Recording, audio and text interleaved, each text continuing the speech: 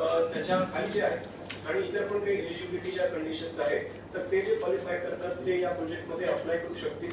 आपली जी ऍडव्हर्टाइजमेंट तयार झालेली आहे तिच्यामध्ये आपण त्याचे सगळे डिटेल्स दिलेले आहेत आणि आपल्या ऑफिशियल वेबसाईटवर सुद्धा याची लिंक अवेलेबल करून दिलेली आहे. जर अतिरिक्त माहिती हवी असेल तर ती मिळू शकते. यात जे आरक्षणाचे प्रकार आहेत म्हणजे 518 घटकामध्ये एक 1 BHK चे काही घरकुल असणार आहेत आणि 210 एकूण 1 BHK आणि आम्ही यावेळेस 2 BHK चे पण काही घरकुल ठेवलेले आहेत जे 450 स्क्वेअर मीटर जो कार्पेट एरियाचा आपल्याला बंधन होतं त्याच्या खालचेच आहेत ते. कारण काही लोकांची अशी मागणी होती की आम्हाला 2 किमान बेडरूम्स पाहिजे आणि ते 450 स्क्वेअर मीटरच्या आतमध्ये 450 स्क्वेअर फूटच्या खाली असल्यामुळे 45 स्क्वेअर मीटरच्या ते आपल्या PMAY मध्ये अलाउड होतं. तर तसे आपण 2 कॅटेगरीज ज्या आहेत त्या ठेवल्या होत्या. 210 या 1 BHK चे आहे आणि 308 हे 2 BHK चे आहे.